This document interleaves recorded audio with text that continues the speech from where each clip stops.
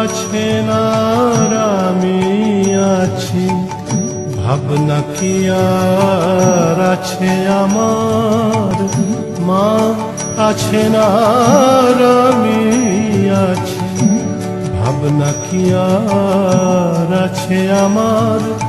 আমি মায়ের হাতে খাই পরি, মা নিয়েছেন আমার ভার।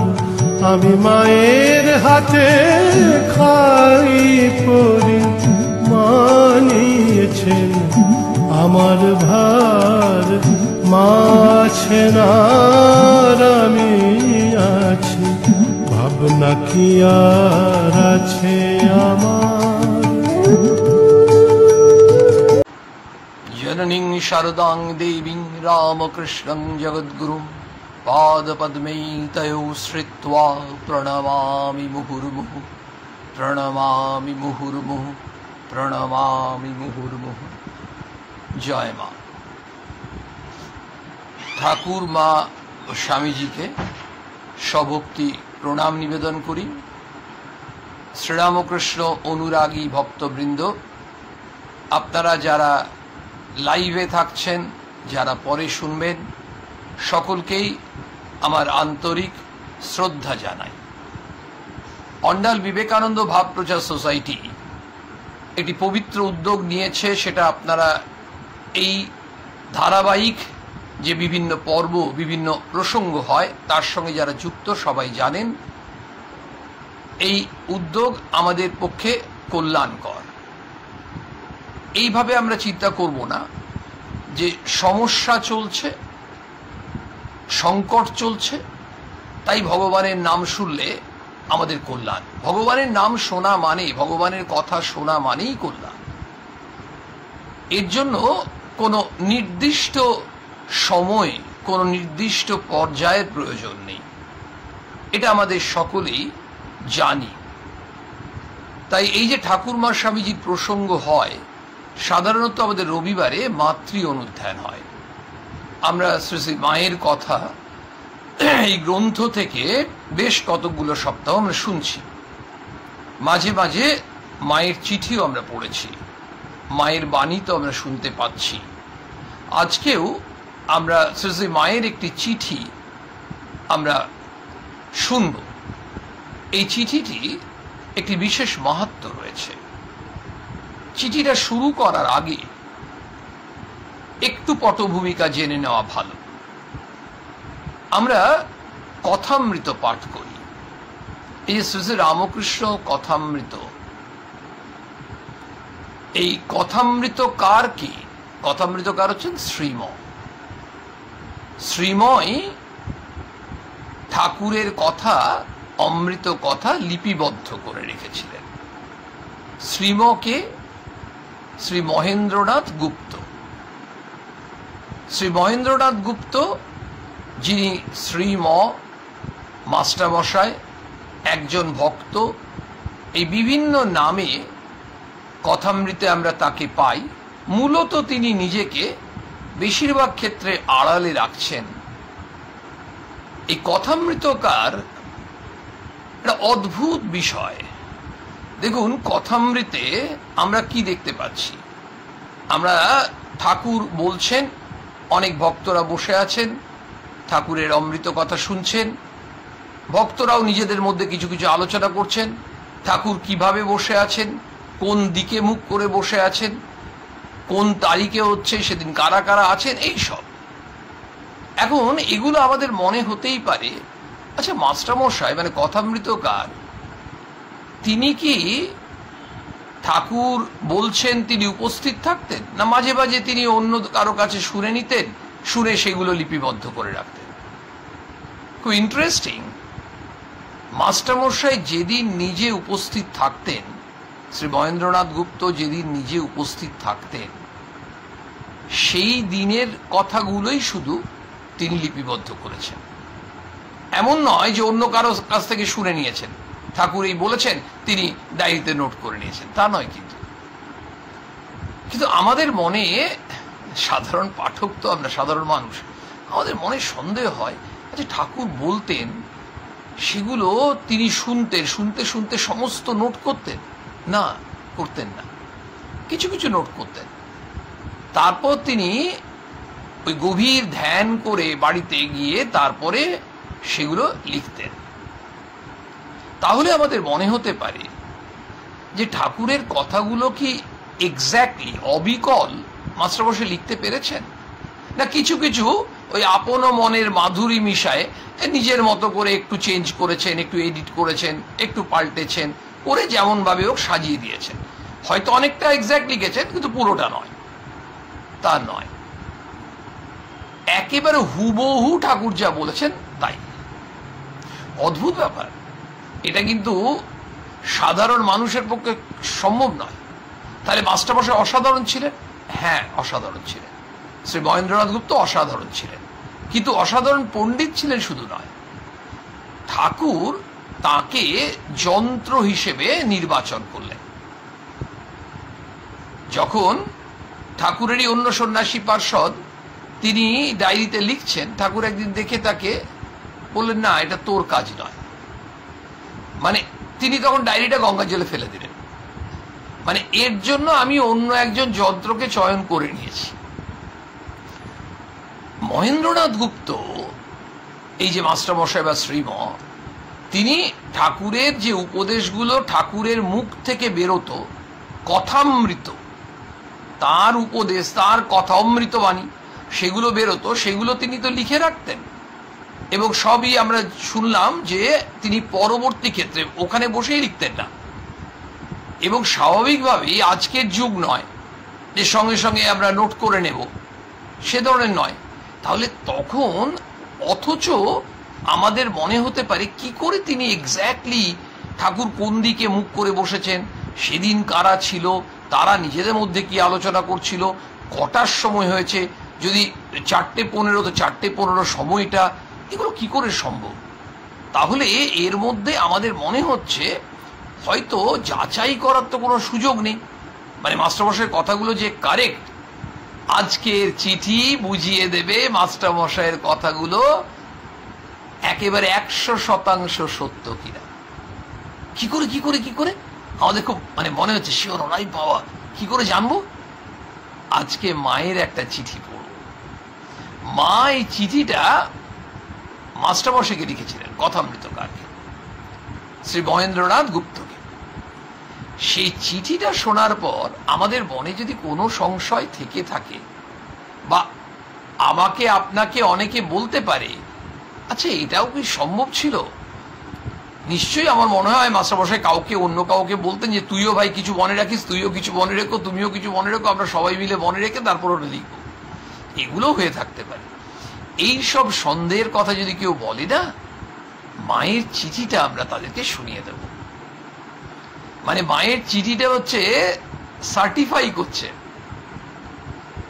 যে একেবারে এনশিওর করছে, নিশ্চিত করে দিচ্ছেন যে ওগুলো একেবারে 100% সত্য। এবং ঠাকুর যা বলেছেন সেগুলোই তিনি লিখেছেন, এর সার্টিফিকেট দিতে পারেন কি? যিনি দিতে পারেন তিনি দিয়েছেন। আমাদের মনে হতে পারে শ্রী মা এত বিচক্ষণ, এত বুদ্ধি তার, ইয়া দেবী সর্বভূতেষু বুদ্ধি রূপেণ সংস্থিতা। সত্যি তাই, যে তিনি জানতেন যে পরবর্তী ক্ষেত্রে যে মানুষরা পড়বে তাদের কল্যাণ হোক ঠাকুরের কথা পড়ে, সেটা তো মা চাইছেন। কিন্তু তার একই সঙ্গে মনে হচ্ছে মায়ের যে হয়তো অনেকের মনে সন্দেহ হবে যে কথাগুলো কি ঠাকুর ঠিক এটা বলেছিলেন, না মাস্টারমশাই নিজে নিজের মতো করে কিছু কথা ওখানে ঢুকিয়ে দিয়েছেন। তাহলে ঠাকুরের কথা হলে মানুষ যতটা নেবে, বিশ্বাস করবে, মাস্টারমশাইয়ের কথা হলে মানুষ অতটা গ্রহণ নাও করতে পারে। মা নিশ্চয়ই সেটা বুঝতে পেরেছেন। মা সেই জন্য একটা চিঠি দিলেন মাস্টারমশাইকে। সেই চিঠিটা আমরা আজকে প্রসঙ্গে আনছি। সব থেকে বড় কথা হচ্ছে, এই কথামৃতে কোথাও দেখবেন আমরা সেটা কনজিকিউটিভ ডেট নেই। হয়তো ধরুন 2রা এপ্রিল আছে, তারপরের তারিখটা এমন হতে পারে 9ই এপ্রিল আছে, তাহলে আমাদের মনে হতে পারে 2রা এপ্রিলের পরে 3, 4, 5, 6, 7, 8 ঠাকুরের কাছে কোনো ভক্ত আসেননি। ঘটনা হচ্ছে আমরা কথামৃতে পাচ্ছি না। কেন পাচ্ছি না? এমন হতে পারে ওই দিনগুলোতে, হতে পারে মানে হয়েছে, ওই দিনগুলোতে মাস্টারমশাই অনুপস্থিত ছিলেন। তাহলে মাস্টারমশাই অনুপস্থিত থাকলে আমরা কথামৃতে পাবো কোত্থেকে? আমরা এইমাত্র শুনলাম। এমন নয় যে তিনি অন্য কারো কাছ থেকে শুনে সেগুলো লিখেছেন, উনি উপস্থিত থেকেছেন, লিখেছেন। ঠাকুর কি বলছেন, ঠাকুর কার কার সঙ্গে কথা বলছেন, কোন কোন ভক্তরা উপস্থিত, সেই ভক্তরা নিজেদের মধ্যে কি আলোচনা করছেন, সব কিছু হুবহু আমরা পাচ্ছি। আরেকটা খুব ইন্টারেস্টিং তথ্য আমরা শুনে নিতে পারি। মানে আমি বলছি না যে আমি আপনাদের শোনাচ্ছি, আমরা অন্ততপক্ষে সবাই নাও জানতে পারি যে আমরা এই কথামৃতে যে কটা খণ্ড বেরোলো, 5টা খণ্ড, মাস্টারমশাইয়ের কাছে যা মেটেরিয়াল ছিল, যা উপাদান ছিল, আরও হয়তো 5টা খণ্ড বেরোতো। কিন্তু 5ম খণ্ড বেরোনোর আগেই শ্রী মহেন্দ্রনাথ গুপ্ত তিনি তার শরীর যায়। তার ফলে বাকি উপাদান থাকা সত্ত্বেও সেগুলো আর প্রকাশনা হলো না। এবার মা কি লিখেছেন, আমরা মায়ের এই চিঠিটা পড়ছি। কথামৃতকার শ্রীম অর্থাৎ শ্রী মহেন্দ্রনাথ গুপ্তকে মা লিখেছেন জয়রামবাটি থেকে 21শে আষাঢ় 1304। আমরা যখন আগে চিঠি লিখতাম পোস্ট কার্ডে বা ইনল্যান্ডে, মনে আছে নিশ্চয়ই, আমরা চিঠি লিখতাম, ওই জায়গার নামটা দিতাম, কোথা থেকে লিখছি, আর তারিখটা লিখতাম। এটা আমাদের কিন্তু একটা লেখার প্রত্যেকের শৈলী ছিল, চিঠি লেখার নিয়মের মধ্যে পড়তো এবং আমরা সেইভাবে লিখতাম। মা লিখছেন, এই প্রসঙ্গে একটা কথা বলি, এখানে যেটা আমরা তথ্যটা পাচ্ছি যে শ্রী শ্রী রামকৃষ্ণ কথামৃত উদ্বোধন কার্যালয়ের 6ষ্ঠ সংস্করণ, সেখানে ফাল্গুন 1402 শ্রী শ্রী মায়ের এই চিঠিটাকে শ্রীম কথামৃতের ভূমিকা রূপে প্রকাশ করেছিলেন। মানে কথামৃতের ভূমিকাতে মায়ের এই চিঠিটা মাস্টারমশাই প্রকাশ করেছিলেন। কারণ এই চিঠিটা এমন একটা চিঠি যেটা পড়ার পর মানুষের যেন লক্ষগুণ আগ্রহ বেড়ে যাবে ওই কথামৃতের ভেতরে ঢোকার। কেন? আরে বাবা, আমরা স্বয়ং ভগবানের মুখ থেকে নিঃসৃত অমৃত কথা শুনতে পাবো। এই যে আগ্রহটা, কৌতূহলটা বেড়ে যাবে যখন তারা মায়ের এই চিঠিটা শুনবে। এই পত্রের এই যে চিঠিটা, এই চিঠিটার নিচে আশীর্বাদিকা মা এইটা লেখা আছে। তাহলে মায়ের এই চিঠি আমরা এবার পড়া শুরু করি। আমরা পটভূমিকাটা জেনে নিলাম যে কেন মা এই চিঠিটা লিখলেন। তাহলে লিখছেন জয়রামবাটি থেকে 21শে আষাঢ় 1304, লিখছেন কথামৃতকারকে অর্থাৎ শ্রীমকে, বাবা জীবন সম্বোধন করছেন। তাহার নিকট যাহা শুনিয়াছিলে সেই কথাই সত্য, ইহাতে তোমার কোনো ভয় নাই। মানে মাস্টারমশাইয়ের তো আমাদের সাধারণ, সেই অর্থে বলছি, মাস্টারমশাইয়ের তো একটা মনে দুশ্চিন্তা থাকতে পারে। মা তো জানে যে তার মনে এই ধরনের একটা ভয় আসতে পারে, আশঙ্কা থাকতে পারে যে যে কথাগুলো আমি লিখেছিলাম ডায়েরিতে, তারপর এই পুস্তক আকারে প্রকাশিত হবে, মানুষ সেটা কতটা গ্রহণ করবে। আর মানুষ যদি গ্রহণ না করে আন্তরিকভাবে, তাহলে মানুষের কল্যাণ হবে কোত্থেকে?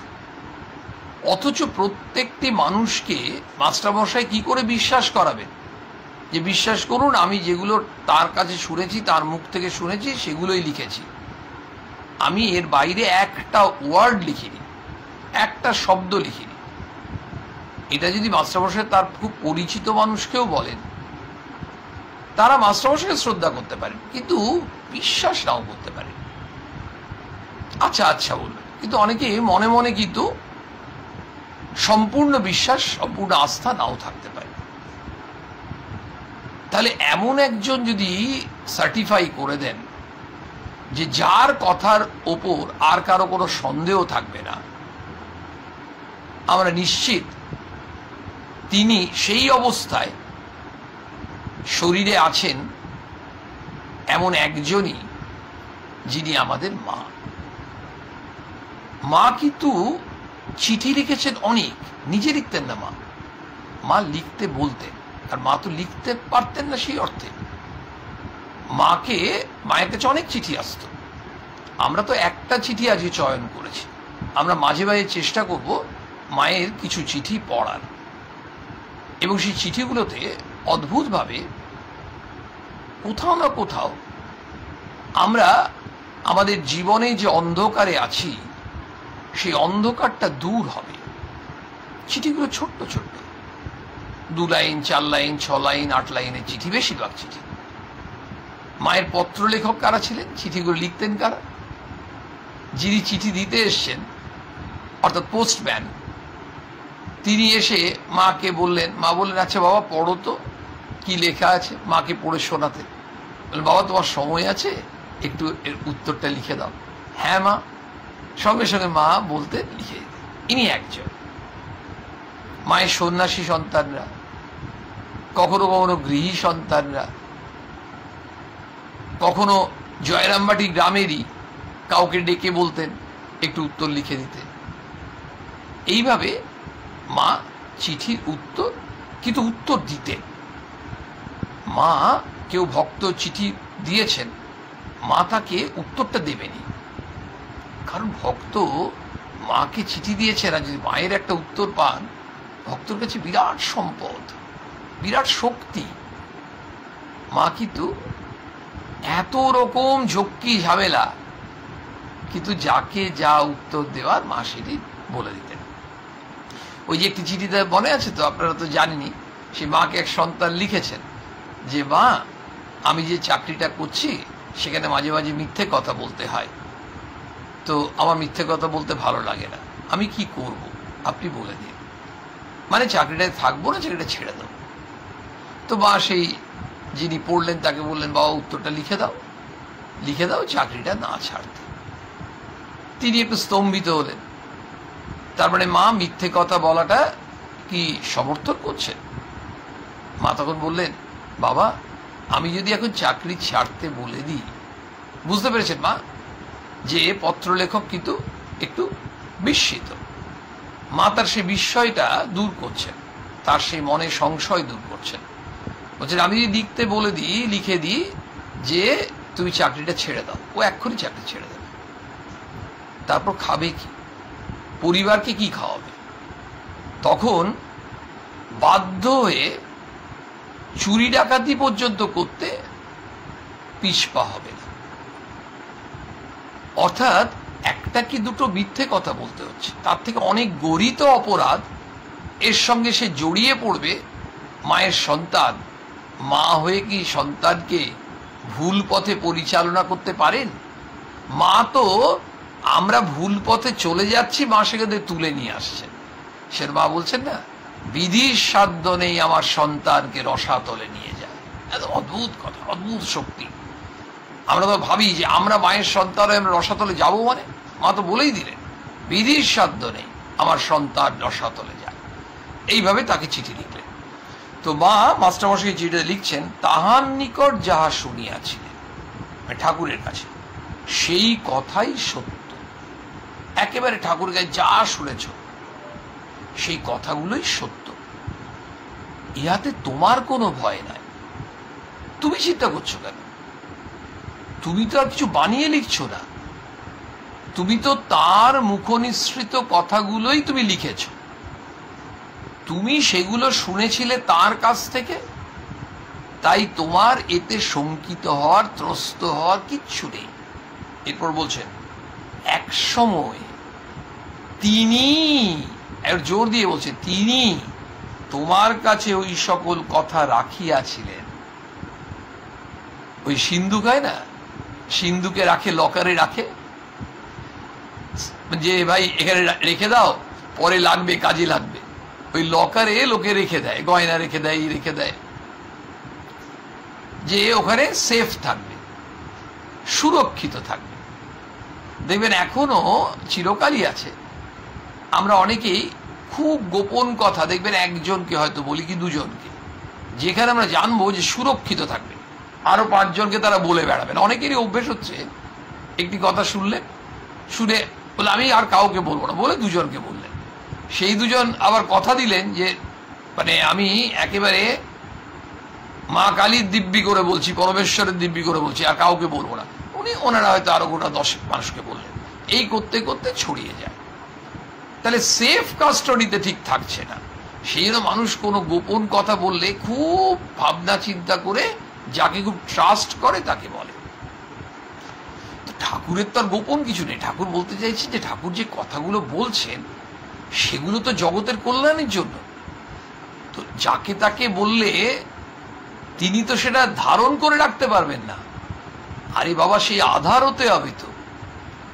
ঠাকুর স্বামীজিকে বাঁচলেন কেন? শিক্ষা দেওয়ার জন্য। আরো তো কাউকে বলতে পারতেন, চাপরাস দিলেন নরেন শিক্ষা দিবে, কারণ নরেন হচ্ছে সে আধার, যিনি এই শিক্ষা লোকশিক্ষা দিতে পারবেন, জগৎকে শিক্ষা দিতে পারবেন। এখানেও দেখুন মা বলছেন এক সময় মানে যখন তিনি বলতেন, তিনি মানে ঠাকুর তোমার কাছে ওই সকল কথা রাখিয়াছিলেন। একটা সময় যখন দরকার ছিল না, ঠাকুর তোমার কাছে কথাগুলো রেখে দিয়েছিলেন, আর তুমি ওগুলো সব সঞ্চয় করে রেখেছ। ঠাকুরের সব কথা একেবারে ঠিক ঠিক ভাবে, অবিকল ওইভাবে তুমি ওগুলো রক্ষা করেছ। মানে তোমার কাছে রেখেছিলেন, তুমিও সেগুলো কিন্তু একেবারে যত্ন সহকারে রেখেছ, ফেলে দাওনি। ঠাকুর বলেছেন শুনেছো, কিছু শুনেছো, কিছু রেখে দিয়েছো, কিছু লিখেছো, কিছু হারিয়ে দিয়েছো, তা নয়। এই হারিয়ে দিয়েছো বলাতে আপনারা ওই ঘটনাটা জানেন।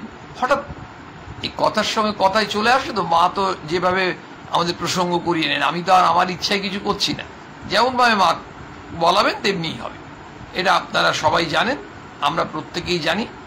প্রসঙ্গত বলি, কালকে এক ভাইয়ের সঙ্গে কথা হচ্ছে, সেই ছেলেটি আমাদের রামকৃষ্ণ মঠ মিশনের কোরেটি সেন্টারে, সেই ছেলেটি একজন সেবক কর্মী। তো কথায় কথায় বলছে যে অনেক দিন আমাদের এই সেন্টারে আপনি আসেননি, কেউই তো আসতে পারছেন না। তো আমাদের সান্ধ্যকালীন যে পাঠ হয় রোটেশনে আমাদের যাদেরকে মহারাজরা ডাকেন আমরা তারা সুযোগ পাই প্রসঙ্গ করার। তো ভাইটি খুব সুন্দর সুন্দর কথা বলছিল। তা আমি ওকে বললাম এবার একদিন হবে যে তুমি ওই দিন বসে পাঠ করবে। বলছে কি যে বলেন? আলাম না, তা নয়, কারণ যে বসে পাঠ করবে সে আমি হই আর তুমিও আর এক্স হোক ওয়াই হোক, মা যাকে দিয়ে চাইবেন তাকে দিয়ে মা করাবেন, আমাদের কোনো ক্ষমতা নেই। সুতরাং বিষয়টা ভাবতে হবে যে মাস্টারমশাইকে যে মা বলছিলেন, এই বলতে বলতে আমি বললাম যে হারিয়ে যায়নি।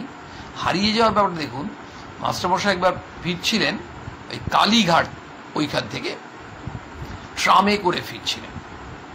তো ট্রামে করে ফেরার সময় ট্রামেই তিনি ডায়েরিটা ফেলে এসেছিলেন।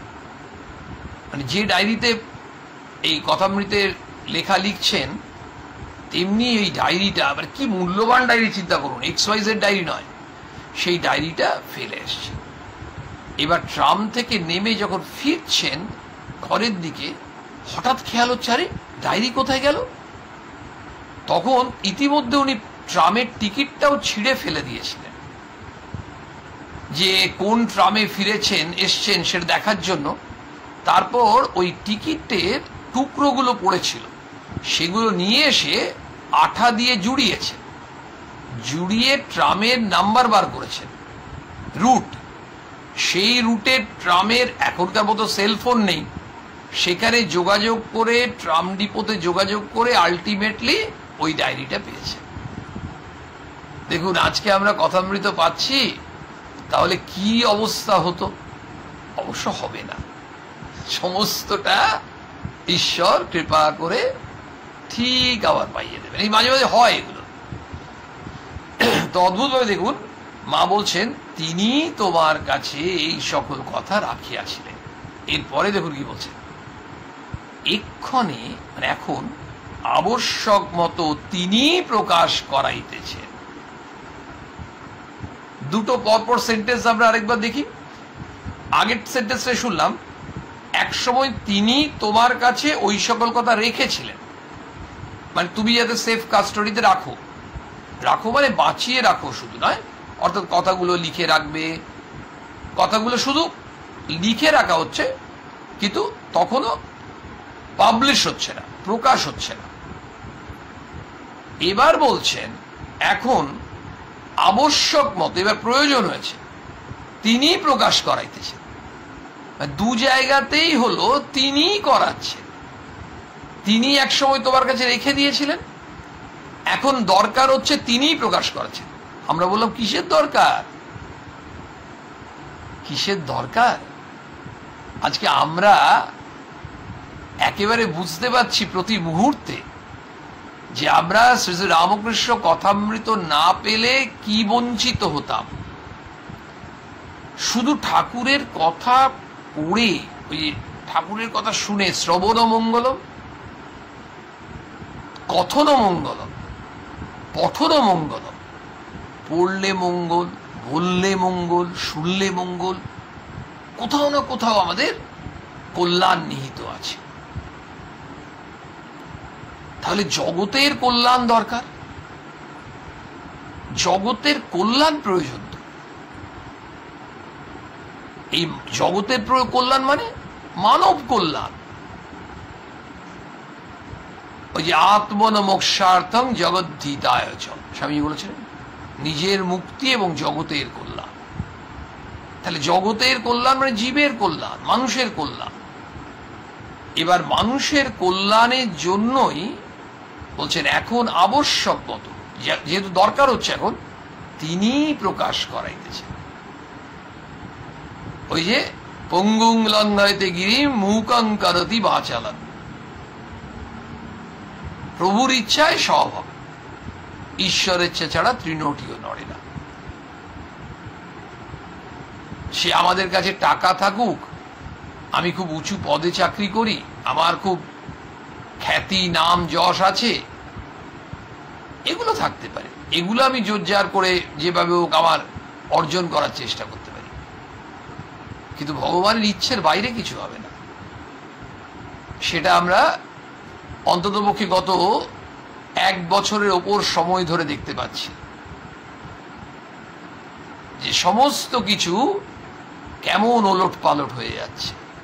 আমাদের মানুষের পরিকল্পনায় কিছু হচ্ছে না। আমরা সব সময় ঈশ্বরের শরণাপন্ন, ভগবান তুমি রক্ষা করো। বলছেন মা এখন আবশ্যক মতো তিনি প্রকাশ করাচ্ছেন। ওই সকল কথা ব্যক্ত না করিলে লোকের চৈতন্য হইবে না জানিবে।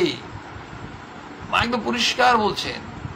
ঠাকুর বললেন আশীর্বাদ করি তোমাদের চৈতন্য হোক। ঠাকুর এই আশীর্বাদ করলেন আমরা জানি সেই কাশীপুরে 1886 পয়লা জানুয়ারি। চৈতন্য, চৈতন্য হওয়া মানে আমরা মানুষ, মান হুঁশ, আমাদের মান সম্বন্ধে হুঁশ হবে, চৈতন্য হবে। এই চৈতন্য যখন হয় তখন আমাদের বিবেক জাগ্রত থাকে। বললো ওই মানুষটা অবিবেকী মানুষ, ওর বিবেক বলে কিছু নেই। কি আচরণ করে লোকের সঙ্গে,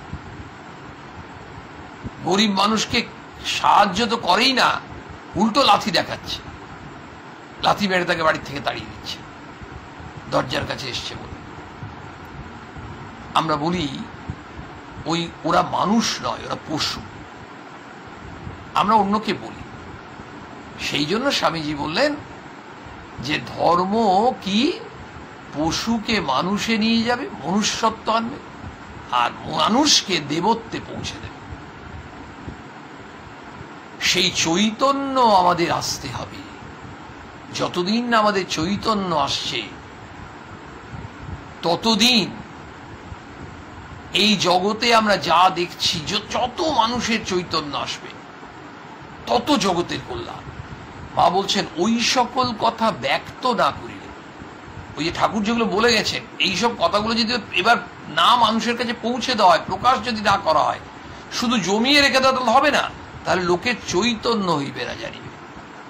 তাহলে মানুষের চৈতন্য, মানুষের কল্যাণ, মানুষের মঙ্গল, মানুষের বিবেক জাগ্রত করার জন্য কি প্রয়োজন?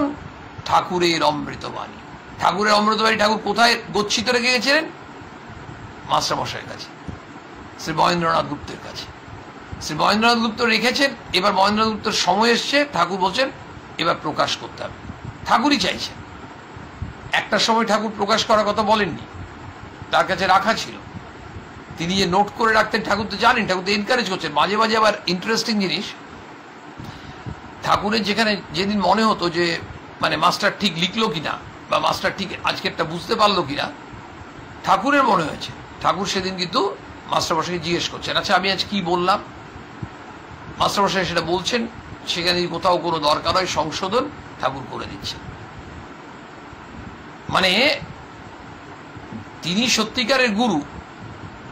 চেলাকে এমনিতে কিন্তু কিছু করছেন না, যেখানে দরকার সেখানে তার কাছে জেনে নিচ্ছেন যে এইটা ঠিক অথবা এটা ঠিক নয়। যদি ঠিক না হয় ঠাকুর সেটা সংশোধন করে দিচ্ছেন। এইবারে প্রকাশ না হলে কি হবে আর প্রকাশ হলে কি হবে? প্রকাশ না হলে মানুষের চৈতন্য আসবে না। সেই মা বলছেন ওই সকল কথা ব্যক্ত না করলে, মানুষের কাছে যদি প্রকাশ না করা হয়, আমরা কথাগুলো না পেলে আমরা পেতাম কোত্থেকে? আমরা ঠাকুরের কথা পাচ্ছি বলেই তো আমরা এই যুগে যুগে মানুষের এত কল্যাণ হচ্ছে। লোকের চৈতন্য হইবে না জানিবে তোমার নিকট। এরপরে হচ্ছে সেই সার্টিফিকেট। এতক্ষণ ধরে তো সার্টিফিকেটে কিছুটা বুঝেছি, এবার সার্টিফিকেট, মূল সার্টিফিকেট আসছে। যে আমাদের মনের যদি সন্দেহ থাকে, আচ্ছা মাস্টারমশাই নিজের মতো করে দুটো ওয়ার্ড লিখে দেননি তো?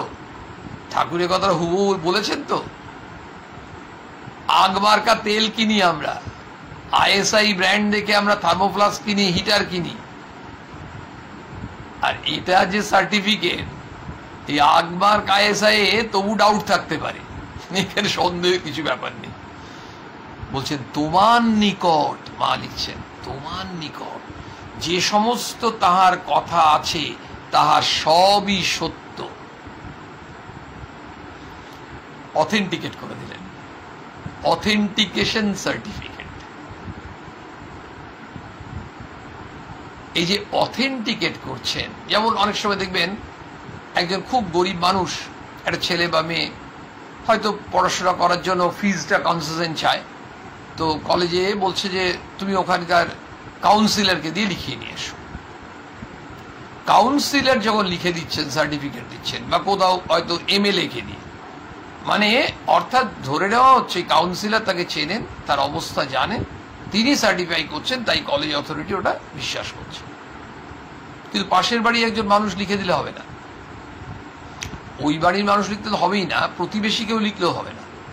কাউন্সিলের একটা অথরিটি আছে, তেমনি কোথাও এমএলএ কে সেই ক্ষমতা দেওয়া আছে। এখানে মা একমাত্র, এইটা তো আর সেই সার্টিফিকেট নয়, এখানে একমাত্র মা পারে। আর মা জানেন যে আমি যদি সার্টিফিকেটটা না দিই, মা নিশ্চয়ই জানতেন। তাহলে কিন্তু পরবর্তী ক্ষেত্রে বহু মানুষ হয়তো সম্পূর্ণরূপে আস্থাশীল নাও হতে পারে। বলছে তোমার নিকট, মা বলছেন তোমার নিকট যে সমস্ত তাহার কথা আছে তাহার সবই সত্য। মানে অর্থাৎ তুমি যা যা কথা শুনেছ, তোমার কাছে যেগুলো রাখা আছে। মাস্টারমশাই বলতেন না, আমি তো কলসি জল ভরে রেখে দিয়েছি, কেউ এলে ওই কলসির জল দিই, চাটা দিই না। মানে কোন অতিথি এলে কলসিটা কি না হৃদয়, জল কি না ঠাকুরের কথা।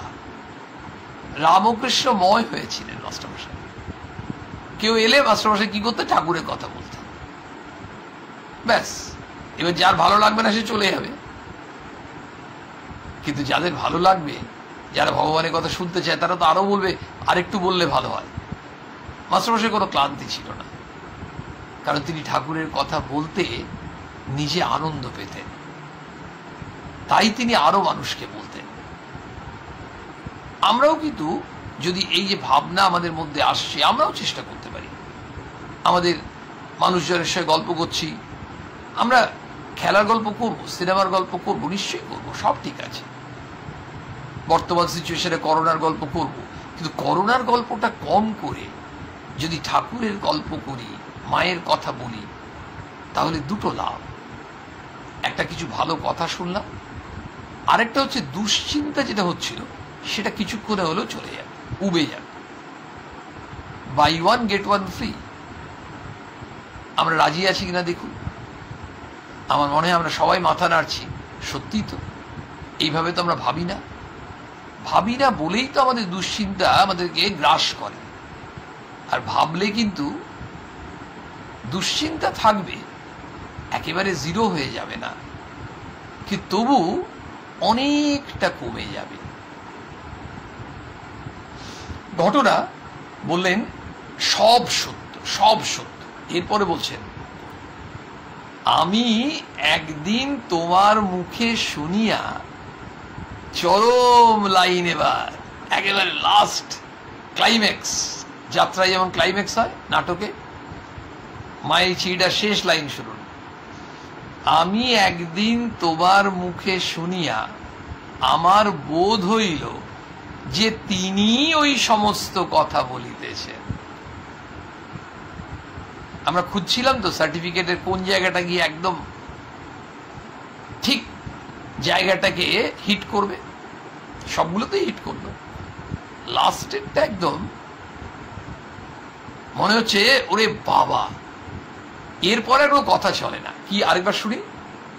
আমি একদিন তোমার মুখে, মাস্টারমশাই বলছেন, এই কথামৃতের কথা যেগুলো মাস্টারমশাই লিখে রেখেছেন বলছেন, আমি একদিন তোমার মুখে শুনে আমার বোধ হইল, আমার কি মনে হলো জানো, আমার কি অনুভূতি হলো যে তিনি ওই সমস্ত কথা বলিতেছেন। তার মানে কি ইন্ডিকেট করা হলো? মা কি বোঝালেন? ঠাকুরই বলছেন। তার মানে তোমার কথাগুলো ঠাকুরের কথা, হুবহু, অবিকল, এক্সাক্ট, একটুও বিচ্যুতি নেই। আর সন্দেহ, আর সংশয়? আমরা সন্দেহবাদী। এরপরে আমাদের কোনো সংশয় নেই। শ্রী শ্রী রামকৃষ্ণ কথামৃত, শ্রীরামকৃষ্ণের মুখ নিঃসৃত অমৃত বাণী, শুধুমাত্র তার যন্ত্র শ্রী মহেন্দ্রনাথ গুপ্ত মাস্টার মশাই ওগুলো লিপিবদ্ধ করে রাখতেন,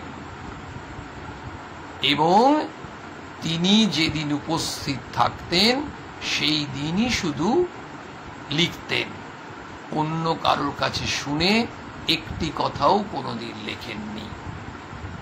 এবং প্রতিটি কথাই ঠাকুরের কথা, মাস্টার মশাইয়ের একটি কথাও নিজস্ব নয়।